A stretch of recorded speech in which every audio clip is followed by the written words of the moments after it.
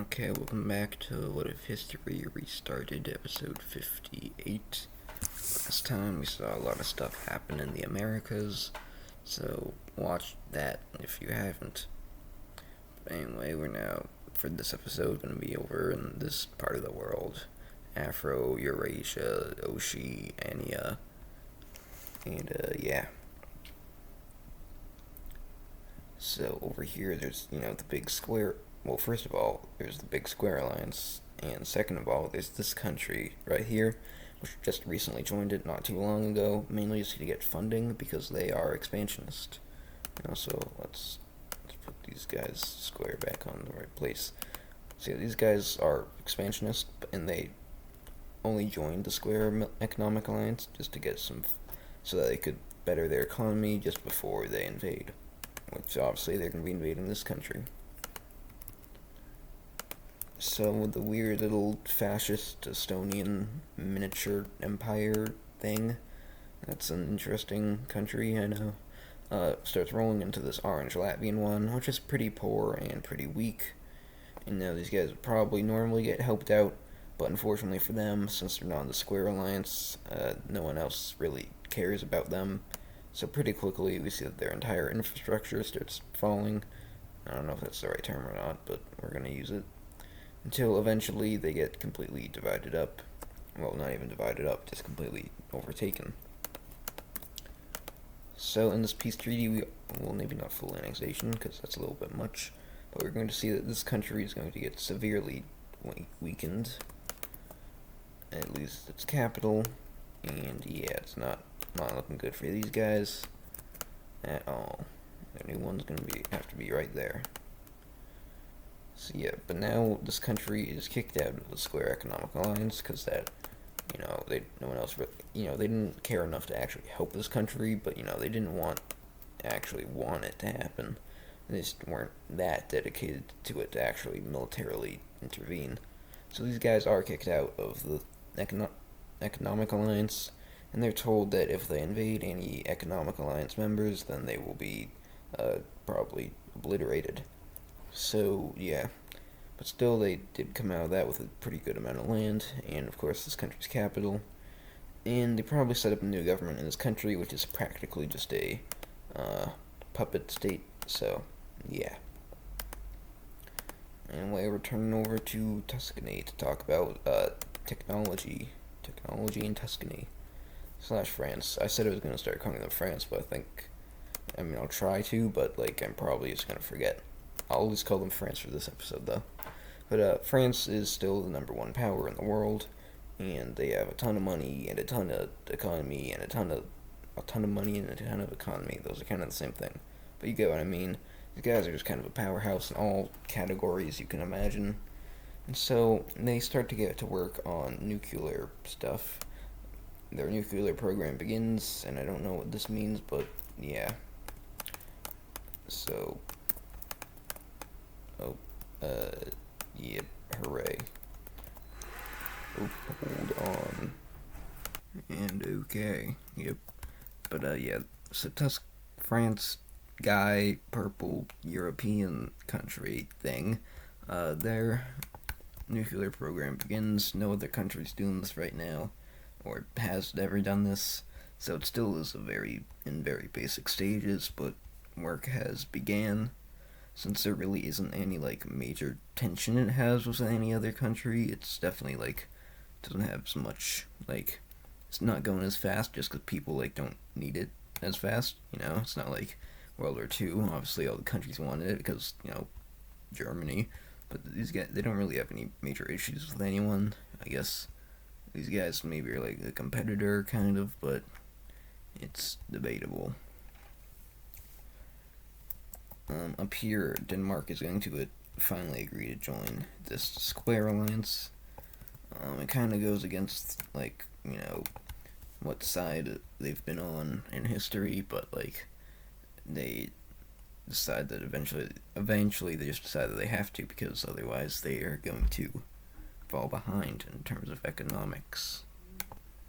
And down here in Italy, these three countries have been chilling for a very long time, but that's not exactly going to happen I mean, they're still going to be chilling, but like not in the same way, because they're actually going to be uniting into one. So it's going to be like this, and then I think that one will be a vital city. Shapoinky. There we go. So we have this one unionized South Italian country because they didn't want to get gobbled up by France. Over here, these two countries who are still pretty good allies, and they're actually still decently strong. They're just, definitely not as strong as they used to be pre-World War I. They agree to try and maybe make their own economic alliance. Well, it's both an economic alliance and a military alliance, and since military alliances are kind of like more,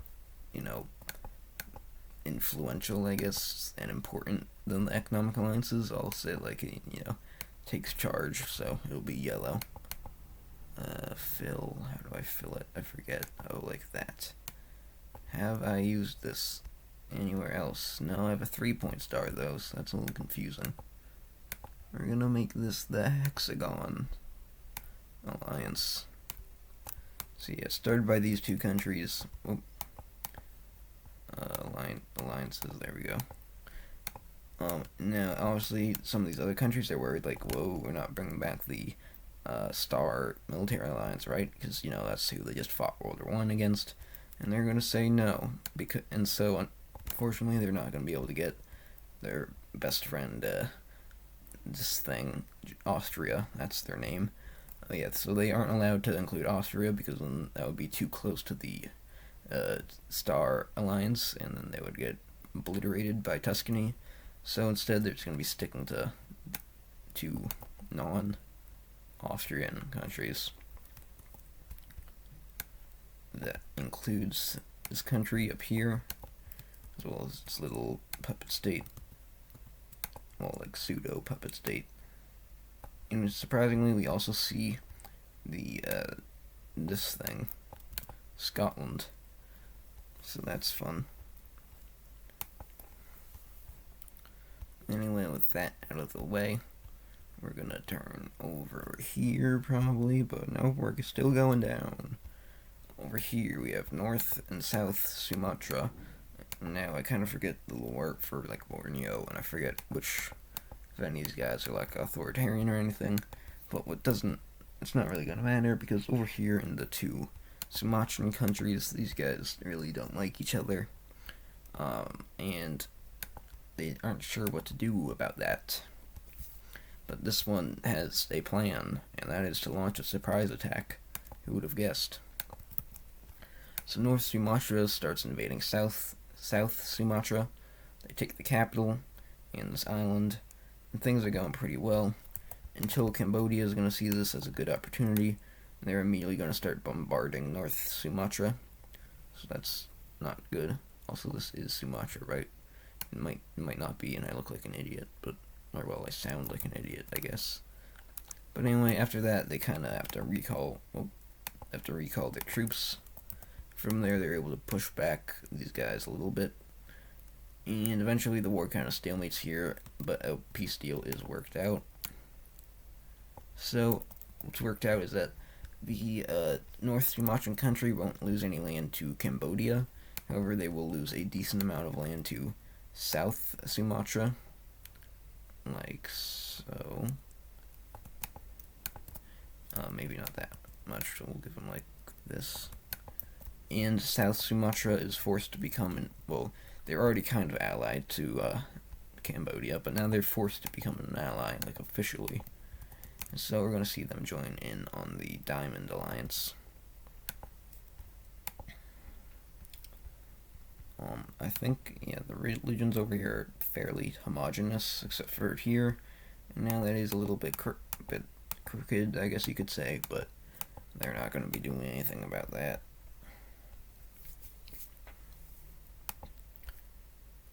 Anyway, the Philippine countries have just like been here since like episode 13. I mean, I know they got invaded by Korea at some point, but like other than that, they've literally just been existing for like 45 episodes or so. So like that's pretty insane. Where are you? There you are. Anyways, Chinese country, they're doing pretty good in terms of economy. Only thing is, though, is that they have disputed territory. That's what I'm looking for with the South Japanese country over these two islands up here. Now, why, I don't know, but they do have some disputed territory with them. And so this is, a little bit annoying because they're both in the same alliance. But eventually, the alliance members are going to convene and they're going to make an agreement that Japan's going to get the Northern Ireland, but Japan gets the North Island, and China gets the South Island.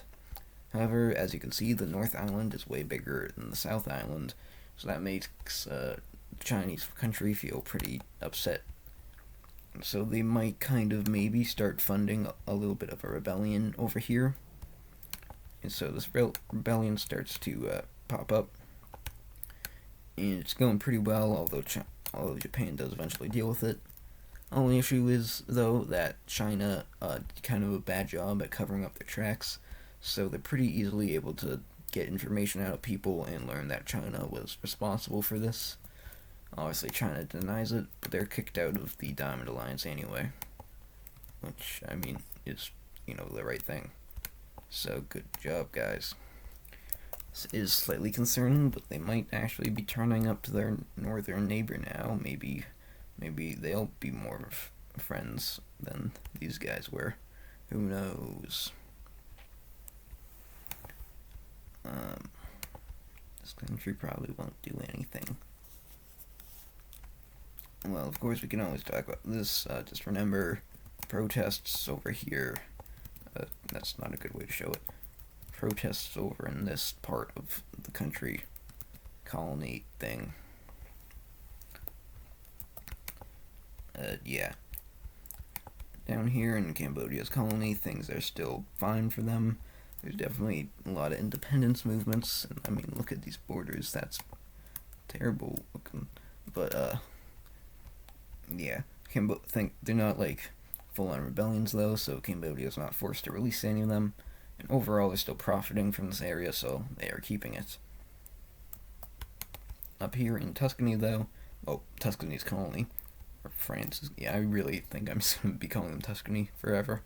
But over in Tuscany's colonies, they have, obviously, kind of like our timeline, the Americas have been a lot more Europeanified, and in this timeline, Asianified, than Africa has been.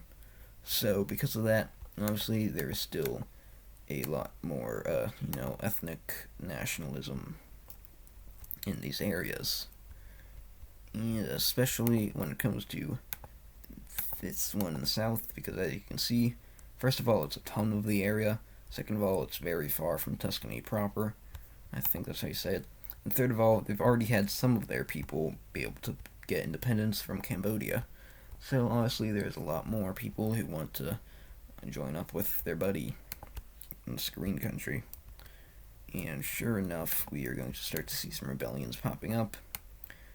In this civil war, obviously, not everything that I show, goes... Well, first of all, that probably shouldn't make it the same color as these guys.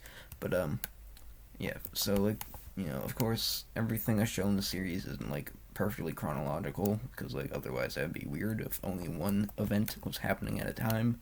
I obviously just can't show everything that's happening at once.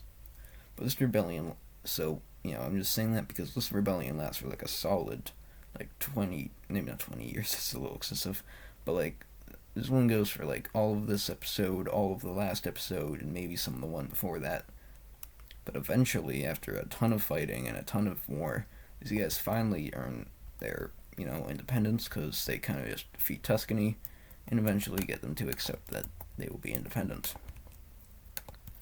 So the peace treaty worked up. Well, the peace treaty that gets worked up is, first of all, they get this island. Second of all, they're going to be getting a ton of inland land, looking something like this, maybe, but I also don't like that, so, maybe not. But this country will get something like this, I guess, maybe. And sure, that will work, but maybe just make this border a little less flat and, more interesting. Like, whoa, why is it doing that? It's a weird little panhandle. So yeah, as you can see, that is not all of this people. However, it is like all the most rebellious areas and all the most densely populated areas, except for like these two cities. But you know what? Maybe eventually these guys managed to, like in a second phase of the rebellion, almost they managed to get this city as well, because I'm sure that's a pretty big group of these people. I'll give them like this. Okay, I guess we'll keep that panhandle. It just looks kind of weird, but it's fine. So yeah, that green country is now like doubled in size, and that's good for them. Over in the yellow religion, that's this one, that descended from the yellow team, you can see that most of this land is now uncolonized, but of course there still is some, because, well, this is uncolonized, but we still have a tiny bit of Cambodia and a little sliver of these guys, Tuscany, that's their name.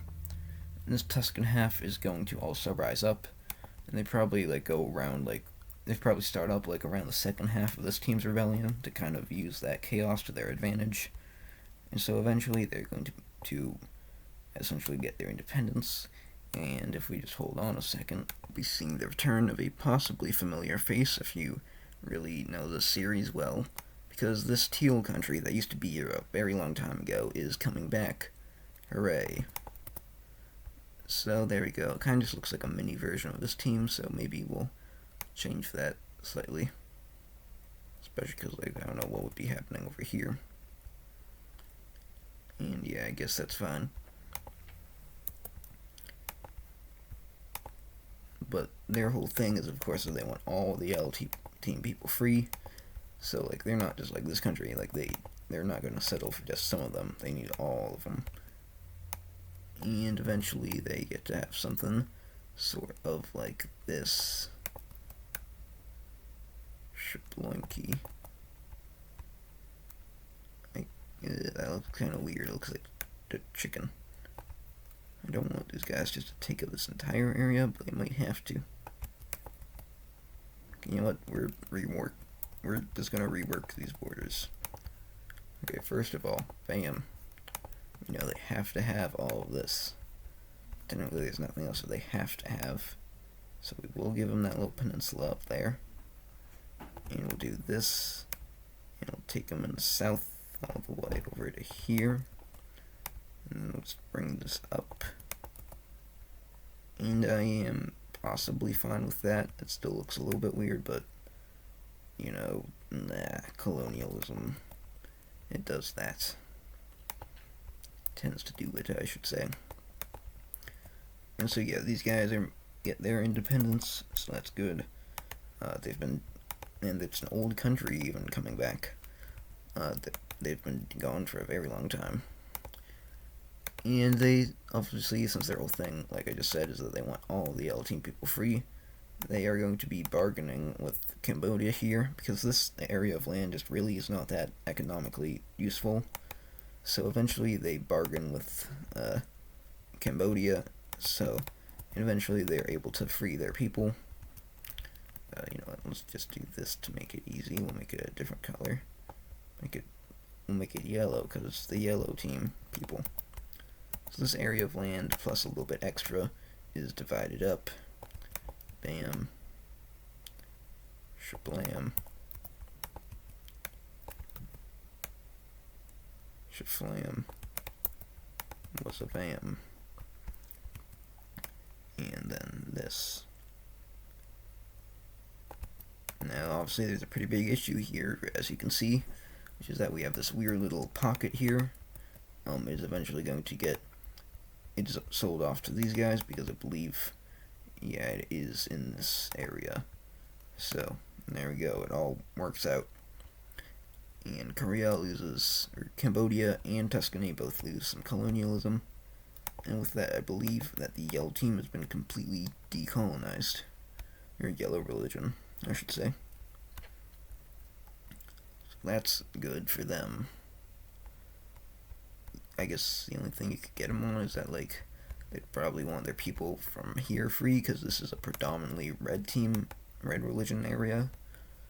But other than that, it is good. But of course, even that, they're not just going to let slide. So eventually, they're just going to peacefully buy it off of these guys. Because they need, like, they're very obsessed with freeing all of their people. Like that. Bam. I'm sure we should probably go up to that lake. And there we go. With that, all of the yellow team ethnicity is officially freed. And let's see how long it's been. Yeah, we got time for one more event. And let's see, we've done Europe, we've done Africa, we've done sort of like Southeast Asia. Well, I guess we've done Asia, really. So actually, we're kind of out of options there. We could go back over to the Americas, but instead, I think we're going to go to Antarctica. Now, Antarctica's been left up kind of in the air. Not a lot has really happened, but they have a treaty in place, which is kind of similar to what it's very similar to what we have in real life, basically saying that no country can fully own Antarctica, but their thing is like a little bit more like severe than ours, I guess, because, you know, obviously in our world, certain countries like kind of own certain areas, like Australia, New Zealand, Chile, Australia, or I just said Australia twice, I mean Argentina that second time. But yeah, they don't like fully annex it, but it's like they have kind of control over it. I honestly don't really know how it works. But in this timeline, there's none of that. Antarctica is just purely free, and it's left up just to researchers from any country. However, that's starting to be a little bit unpopular, because obviously some of those researchers, probably mostly it's like here, and maybe like here, probably be like here. But yeah, some of those researchers are kind of getting into arguments with each other, possibly about like stealing resources and all that. Just go as on me. So some boundary lines are finally going to be drawn. I'm not sure how I'm going to show it on the map. How about I do on the religion layer, because I guess it kind of makes sense. So basically, how this works is that, well, it's kind of what you would expect. The big powers of the world are all going to get a nice chunk. So, first of all, Tuscany. Yeah, it's good. Tuscany's chunk is going to be a big one, as they get all of this middle area. There we go. And then we have Gibraltar, of course. And they also get a pretty big area, which is going to be over here.